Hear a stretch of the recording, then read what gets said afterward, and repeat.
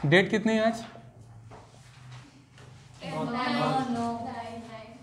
9 दिसंबर। आज के डेट के बारे में कोई कुछ बताना चाहेगा? आज क्या खास हुआ था? एंटी करप्शन डे है आज। और कुछ बताओ। 9/11 अमेरिका में हमला हुआ था। वो तो 9/11 को हुआ था ना, 9/12 कैसे हो सकता है वो? थोड़ा सा शांति बनाए रखा करो, है ना। एक तो तुम लोग बोलते बहुत ज़्यादा हो, बहुत सारा डिस्टरबेंस आता वीडियो में फिर, ठीक है ना। तो हम जितना पूछें उसका एक एक करके आंसर दो, ये भेड़ बकरी मत बनो। आज 9 दिसंबर है यार। हम बताएंगे 9 दिसंबर 1946 को क्या हुआ था? विधानसभा की पहली बैठक। संविधान सभा की पहली बैठक। और 9 दिसंबर 1946 सोनिया गांधी का जन्मदिन भी होता है। श्रीमती सोनिया गांधी है कांग्रेस की राष्ट्रीय अध्यक्षा। पता होना चाहिए, इसमें कोई बड़ी बात नहीं। खैर, तो लोग पढ़ रहे थे मैथ में परसेंटेज, है ना। यहां तक व्यू आ रहा है ना, अर्थात प्रतिशतता। ये 3rd क्लास है ना इसकी, ठीक। जैसे एक क्वेश्चन लिखा हुआ है, हमें 43rd वाला क्वेश्चन बोल दो। खैर छोड़ो, हम बता रहे हैं अपनी मर्जी से ही। जैसे लिखा है कि किसी वस्तु की कीमत में कुछ प्रतिशत की वृद्धि हो जाती, x% की वृद्धि होती, तो बताओ उसकी खपत कितनी घट जाएगी अगर खर्च समान रहे। यही क्वेश्चन पढ़े थे हम लोगों ने। तो हमने बताया जो तुम्हारा एक्सपेंडिचर होता है, अर्थात एक्सपेंस होता है, खर्च, ये भाव या कीमत जो भी तुम बोलना चाहो, है ना, दैट मीन्स प्राइस। और इनटू तुमने खपत कितनी की है, मतलब कितने किलोग्राम या ग्राम चीज तुमने कंज्यूम की है, दैट मीन्स इसको क्या बोलेंगे? कंजम्पशन। बोलते हैं कि नहीं? तो अच्छे ध्यान रखो, E इक्वल्स टू क्या होता है? P इंटू सी। क्लियर? यहां तक सभी को पता था। फिर हमने तुम्हें क्या बताया था, जैसे मान लो थोड़ी देर के लिए कि किसी वस्तु की कीमत 50 रुपए है पर केजी और वो 16 किलो खरीदी जाती। कितनी? 16 किलो। 50 रुपए पर किलोग्राम है और कितने किलो खरीदी जाती? 16 किलो। तो सीधी सी बात है, कितने रुपए तुमने दिए होंगे उसके लिए? कितने रुपए दिए होंगे? अरे भाई, 50 रुपए पर केजी तुमने चीनी खरीदी या कोई भी चीज खरीदी और 16 किलो खरीदी, कितने रुपए पे करोगी मानवी? बताइए, ये भी नहीं आता। ये नहीं पता है कि अगर कोई चीज 5 रुपए के भाव में मिल रही है और 10 किलो खरीदी तो कितने रुपए खर्च किए हमने? कितने खर्च किए? कितने? सही तो बोलो ना। तेज नहीं बोल पाती हो क्या? पॉज करो इसको जरा। तो भाई अगर हमने 50 रुपए पर केजी कोई चीज खरीदी और 16 किलोग्राम खरीदी टोटल, तो कितने रुपए पे किए उसके लिए? 800 रुपए। भाई गुणाई करोगे, सीधी सी बात है। ये तो किसी भी व्यक्ति से पूछो वही बता देगा, इतना तो पता ही होता। 800 रुपए खर्च किए। हमने तुमसे कहा कि जो प्राइस था इस वस्तु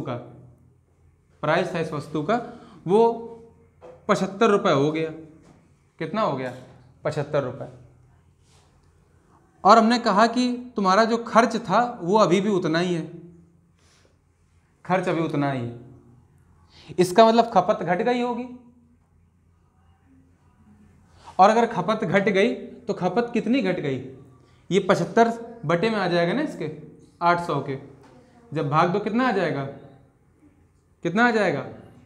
कितना आ जाएगा? है कितना आ जाएगा?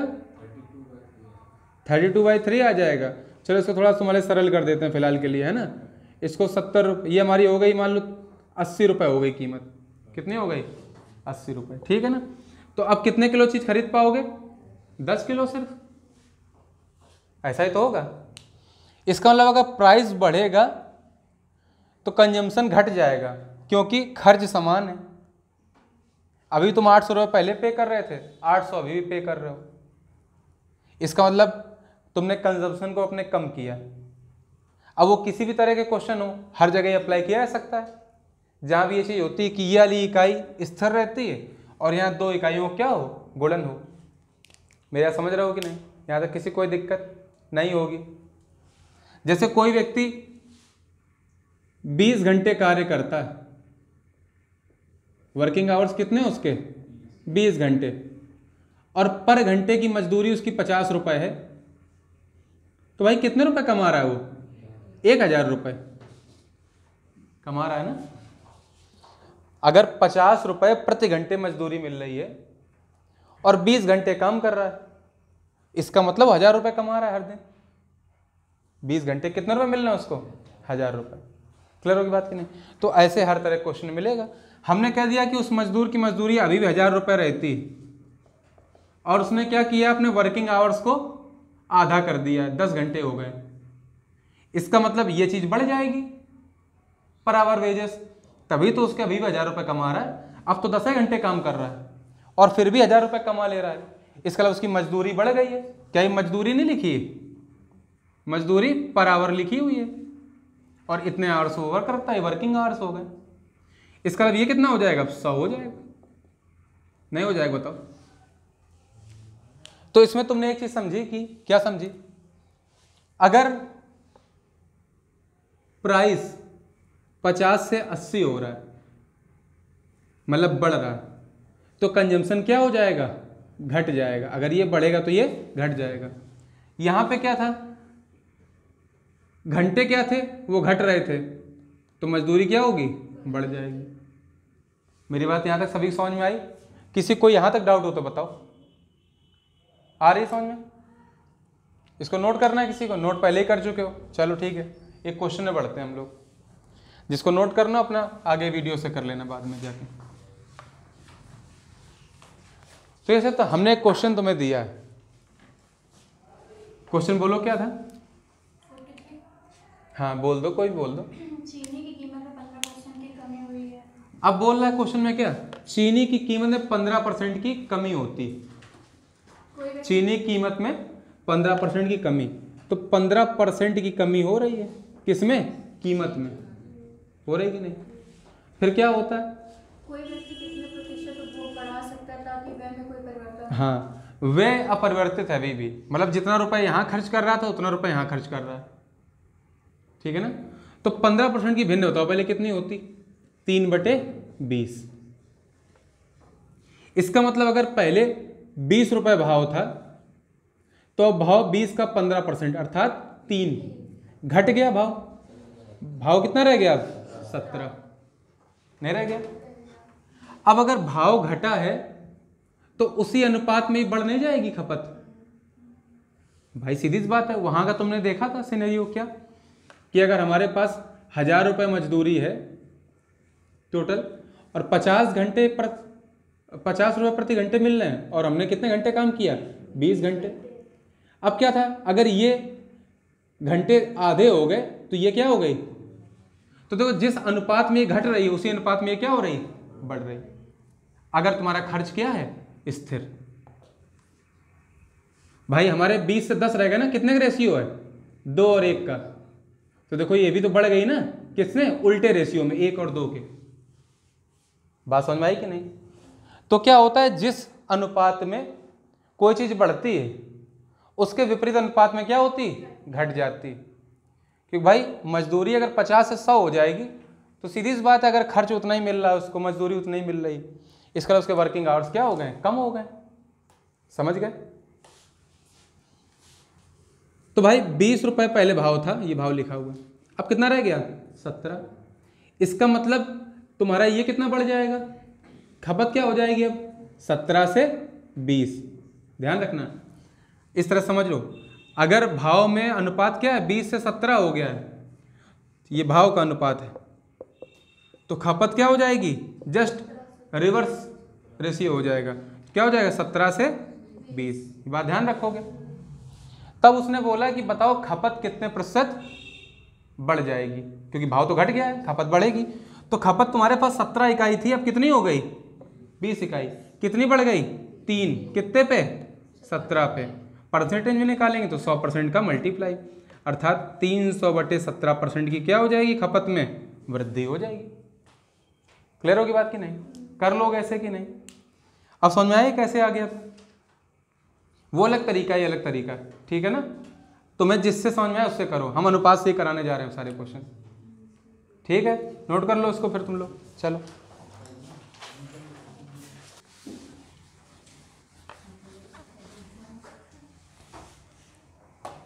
अगला क्वेश्चन बोलो, उसी में बोलते जाओ अगला क्वेश्चन क्या था क्रम में। एक व्यक्ति अपनी चीनी की खपत में 42.84% देखो व्यक्ति क्या कर रहा है, चीनी की खपत में 42.84% की वृद्धि कर रहा है खपत में, है ना?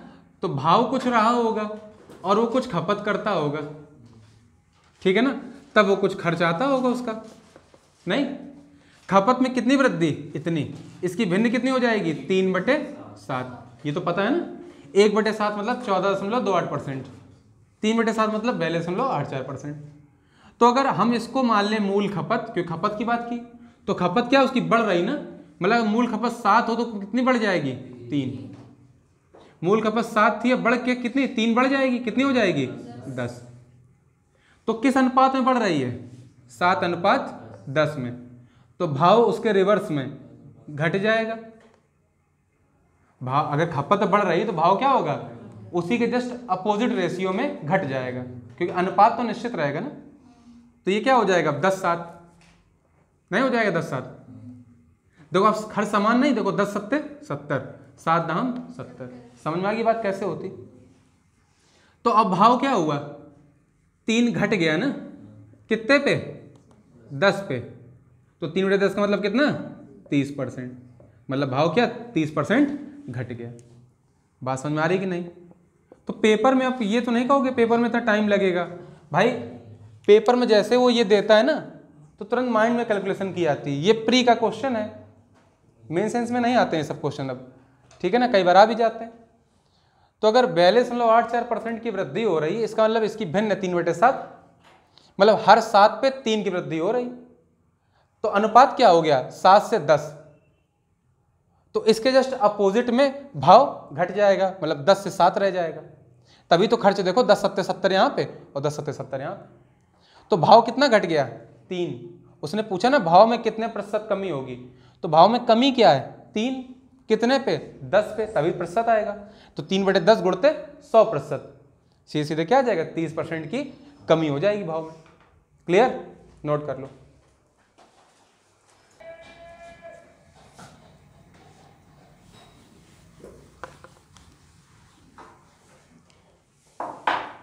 अगला क्वेश्चन देखो, लिखा क्या हुआ है, x y के व्युत्क्रमानुपाती है, x y के व्युत्क्रमानुपाती। अब लिखा है कि x में वृद्धि की जाती है, कितनी, 37.5% की वृद्धि हो रही, किसमें, x में। भाई व्युत्क्रमानुपाती होने का मतलब क्या होता है, इनवर्सली प्रोपोर्शनल क्या होता है, जब एक राशि बढ़े तो दूसरी घट जाए, तभी तो उसको बोलते हैं व्युत्क्रमानुपाती। ये क्या लिखा है, x inversely proportional to y। ये क्या लिखा है, x inversely proportional to y। और क्या लिखा है, x directly proportional to 1/y। x समानुपाती 1/y के और x व्युत्क्रमानुपाती है y के। अगर यहाँ व्युत्क्रम बोल रहे तो यहाँ 1/y क्यों बोलोगे भाई, ये तो उल्टा हो जाएगा, y बन जाएगा। x समानुपाती है 1/y के, x व्युत्क्रमानुपाती है y के। बोलना समझ गए? तो अगर x में वृद्धि हो रही, इसका मतलब y में कमी हो जाएगी। तो जिस अनुपात में x बढ़ेगा उसी अनुपात में y घट जाएगा, तभी तो इनका गुणनफल कांस्टेंट रहेगा। समझ गए मेरी बात? तो भाई 37.5% की भिन्न कितनी होती है, 3/8। मतलब x पहले 8 था, अब बढ़ के कितना हो गया, अब बढ़ के कितना हो गया, 11। मतलब x जो है वो 8 से 11 के अनुपात में बढ़ गया, बढ़ गया कि नहीं? तो y क्या होगा, 11 से 8 हो जाएगा, घट जाएगा कि नहीं घट जाएगा? तो y कितना घटा, 3। कितने पे, 11 पे।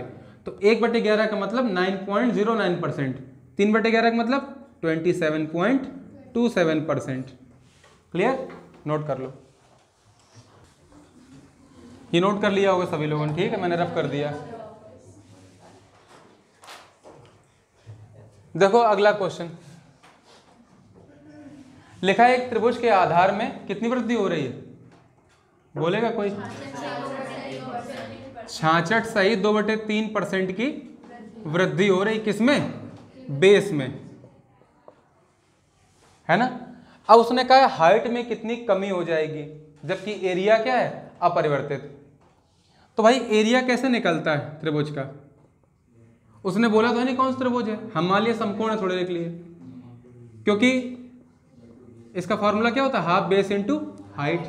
तो भाई एरिया तो अभी वही है ना, ए जो पहले था कि नहीं? इससे फर्क पड़ता है क्या 1/2 से? ये तो कांस्टेंट है, यहाँ पे भी यहाँ पे भी। प्रतिशत में और अनुपात में कभी भी कांस्टेंट वैल्यू जो गुणा होती हैं उनका फर्क नहीं पड़ता, क्योंकि उनका कोई प्रभाव ही नहीं पड़ता। तो अभी हाइट क्या होगी? b इंटू एच ही रहेगी, लेकिन ये b तब थी, अब कुछ बढ़ घट रही है, ऐसा है ना। बेस कितना बढ़ गया? 66 सही 2/3%। भिन्न कितनी होती है इसकी? 2/3। तो इससे मतलब नहीं फिलहाल। बेस अगर मतलब पहले 3 था, बेस पहले 3 था, तो भाई 3 का 66 सही 2/3% कितना होता है? 2। और 3 पे 2 बढ़ रहा है, इसका मतलब क्या? 66 से 2/3% बढ़ रहा। तो 3 से कितना हो गया बेस? 5 हो गया, 2 बढ़ के नहीं। तो अगर एरिया सेम है अगर, तो क्या हाइट घट नहीं जाएगी इसी अनुपात में? तो 3:5 के अनुपात में बेस बढ़ गया, तो हाइट क्या हो जाएगी? 5:3 के अनुपात में घट जाएगी। तो 5 से कितनी रह गई हाइट? 3। कितनी घट गई? 2। तो 2 घट गई हाइट, कितने पे? 5 पे। परसेंटेज में चाहिए तो गुणते 100%, कितना आ जाएगा? 40% की कमी हो गई। तो हाइट 40% घट गई। क्लियर? नोट कर लो।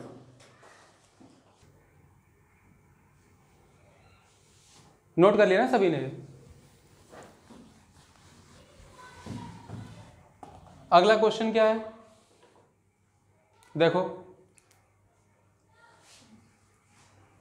ये कट कर दो, अगला क्वेश्चन गलत है वो।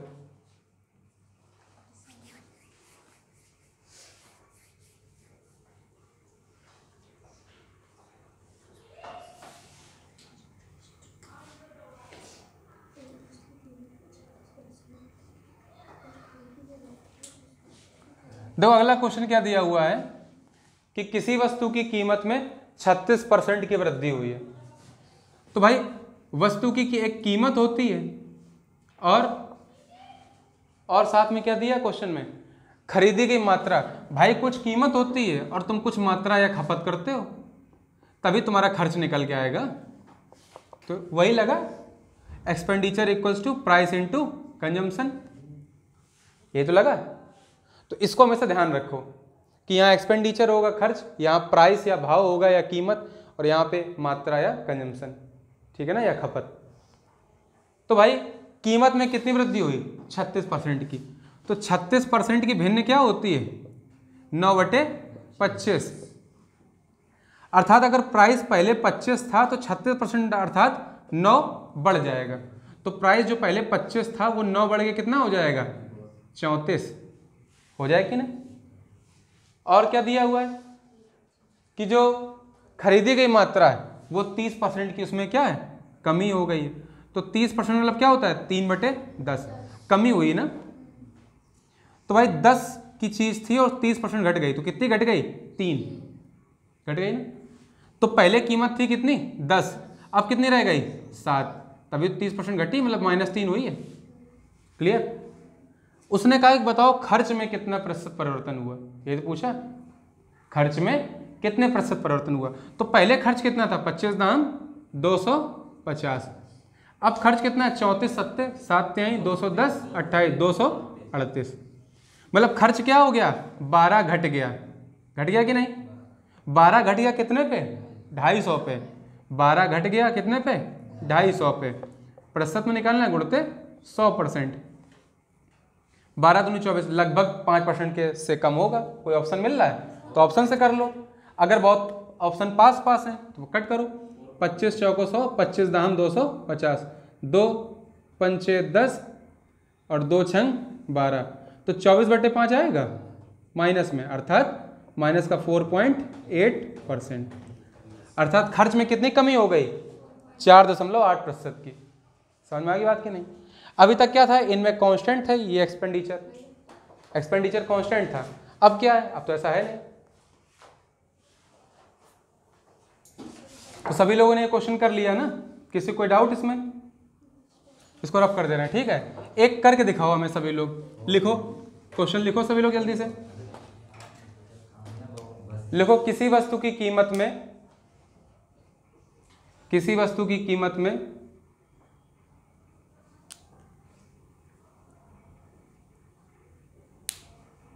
54.54% की वृद्धि होती, 54% की वृद्धि होती। किसी वस्तु की कीमत में 54.54% की वृद्धि होती तथा उसकी खपत में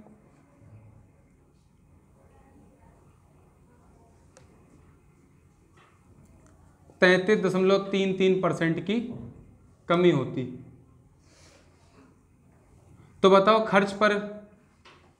खर्च कितने प्रतिशत परिवर्तित होगा, जल्दी बताओ। खर्च कितने प्रतिशत परिवर्तित होगा, 30 सेकंड के अंदर बताओ।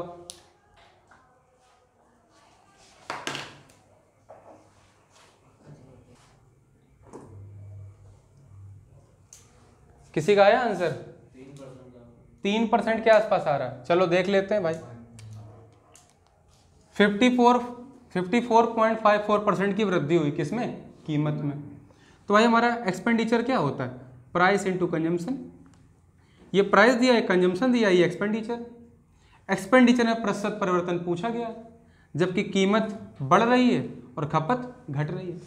54.54% का मतलब क्या हुआ? 1/11 से आता है कितना? 9.09। 6 गुणा करोगे कितनी वैल्यू? 6/11 की। और ये कितना है? 1/3। अर्थात जो प्राइस था वो 11 पे कितना? 6 बढ़ गया। पहले 11 था, अब कितना हो गया बढ़ के? 17 हो गया।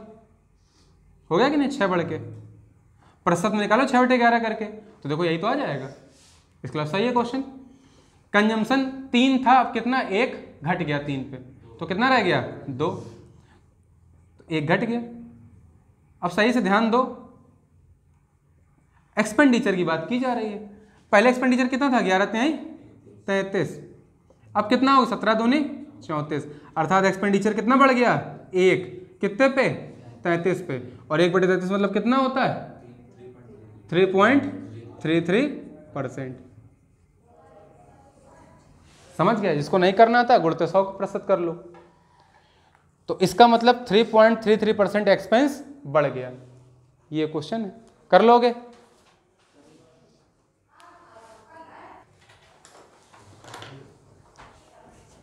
नोट कर लिया ना सभी ने?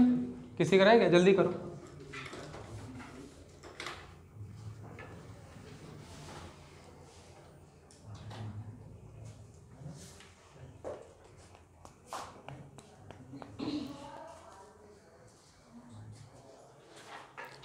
ठीक है, रफ कर रहे हैं। अगला क्वेश्चन क्या है? अगले क्वेश्चन में लिखा है कि किसी व्यक्ति के, ठीक है, जो वर्किंग आवर्स हैं, क्या हैं? Working hours. तो हम बात कर रहे थे कि किसी व्यक्ति के जो कार्य समय है, क्या कार्य समय बोलते हैं वर्किंग आवर्स। क्या बोलते हैं? Working hours. वो 15% बढ़ गए। कितने बढ़ गए? 15%। ये बढ़े 15%, अर्थात भिन्न क्या हो जाएगी? 3/20। बढ़े इसलिए प्लस लगाया मैंने। और जो उसका वेजेस था पर डे, वेतन प्रतिदिन, उसका जो वेजेस था पर डे, इसको वेतन प्रतिदिन बोलते हैं, ये क्या हुआ? 20%। ये भी बढ़ गया। 20% की भिन्न 1/5। ये भी बढ़ गया। ये घटा है बढ़ा है? ऊपर वाला दोनों ही बढ़ गए भाई। उसके वर्किंग आवर्स ही बढ़ गए और वेजेस ही बढ़ गई। इसका मतलब सीधी सी बात है कि उसको जो मजदूरी पर डे मिलती थी वो भी बढ़ जाएगी, क्योंकि भाई कोई जितने घंटे कार्य करेगा और हर घंटे जितने रुपए मिलते हैं, उसका गुणनफल ही तो उसकी कमाई होती है, उसकी अर्निंग होती है। किसी ने 10 घंटे काम किया, अभी उन्हें बताया थोड़ी देर पहले, और हर घंटे को उसको 50 रुपये मिलते हैं, कितने रुपये कमाता है? 500। अब उसके घंटे भी उसने बढ़ा दिए, 10 से 12 कर दिए, और 50 जगह 60 रुपये मिलने लगे, तो अब 12 छंग 72, 720 रुपये कमाएगा ना। तो क्या बढ़ोतरी नहीं हुई उसकी अर्निंग में? हुई ना। तो यही निकालना है। तो अर्निंग इक्वल्स टू क्या हो जाएगा? Working hours into wages per day. Working hours 15% बढ़े, अर्थात 20 का 15%, 3 बढ़े, तो 20 से कितने हो गए? 23 हो गए, 3 बढ़ के, या 15% भी लिख सकते हो इसको। और वेजेस पर डे ये कितना था? 5 था, अब कितना हो गया बढ़ के? 6 हो गया। तो भाई पहले वो 20 पंचे कितने कमा रहा था? 100 रुपये, अब वो 23 छक्का 138 कमा रहा कि नहीं? तो भाई उसकी 100 रुपये से अर्निंग कितनी हो गई? 138। तो कितने प्रतिशत बढ़ गई? भाई 100 पे जितनी वृद्धि होती है उसी को प्रतिशत बोलते हैं। तो 38 रुपये बढ़े कितने पे? 100 पे। तो निकालना भी नहीं कुछ, 38% की क्या होगी उसकी एक्सपेंस में, उसकी अर्निंग में, सॉरी, उसकी अर्निंग में 38% की वृद्धि हो गई। क्लियर? नोट कर लो। तो देखो एक तरीका और भी होता है इनको करने का, बता देते हैं हम तुम लोगों को। जैसे उसने बोला है कि वर्किंग आवर्स में 15% का इंक्रीमेंट हो रहा है, और वेजेस पर डे भी इंक्रीमेंट में जा रही 20%। तो ये ध्यान रखो कि कौन सी प्लस है और कौन सी माइनस है, या दोनों ही प्लस है दोनों ही माइनस है, ठीक है ना। ये बात ध्यान रखना, साइन का बहुत इंपॉर्टेंस है इसमें, जो हम बताने जा रहे हैं उसमें। तो ध्यान रखो एक फार्मूला होता है plus minus M plus minus N और plus minus M N upon 100। ये ध्यान रखोगे। ये परसेंट चेंज का फॉर्मूला है। किसका? परसेंट चेंज का। क्या होता है इस फॉर्मूले में? तो भाई तुम्हारी वर्किंग आवर्स कितने परसेंट बढ़ी? 15%, प्लस है ना, तो 15। उसके बाद वेजेस पर डे दूसरी यूनिट दी गई, वो क्या है? वही बढ़ी, कितनी? 20%, तो वही प्लस 20। दोनों प्लस थी ना, तो 15 गुणते 20 आ जाएगा, एम इंटू एन का मतलब, अपॉन 100। होगा कि नहीं? 15 20 35 प्लस ये कितना आ जाएगा? 20 पंचे 5 तिहाई, 35 प्लस 3 अर्थात 38%। कर लो कि नहीं कर लोगे? समझ में आया सभी को? तो क्या इससे भी 38% चेंज नहीं आएगा? चाहे ऐसे करो चाहे ऐसे कर लो, ठीक है ना। इसमें जिसमें दोनों में इंक्रीमेंट हो रहा है, ठीक है ना, प्लस माइनस हो उसका ध्यान रखना बस खाली, ठीक है। नोट कर लो। तो यहाँ तक सभी समझ में आ गया, सभी नोट भी कर लिया होगा। ध्यान रखो इसके बाद के जो क्वेश्चन है, इसे तेल का मूल्य 20% बढ़ जाता है किंतु उसकी खपत 8 से 1/3% कम हो जाती है, वह में कितने प्रतिशत वृद्धि या कमी होगी? सेम क्वेश्चन है, चाहे प्लस माइनस एम एन से कर लो कि नहीं? सभी लोग करके देखो एक बार प्लस माइनस एम एन से इस वाले क्वेश्चन को। चलो घर में करके देखना, ठीक है ना। यहाँ तक सब लोग रखो, इसको अच्छे से प्रिपेयर करो। किसी कोई डाउट हो, कोई क्वेरी हो तो नेक्स्ट क्लास में मिले, बताए हमें। मंडे को पढ़ेंगे मैथ, ठीक है ना। अब मेरा वीडियो लाइक शेयर सब्सक्राइब जरूर करें, भूल ना जाएं, ठीक है। मिलते हैं फिर, ठीक है, बाय बाय।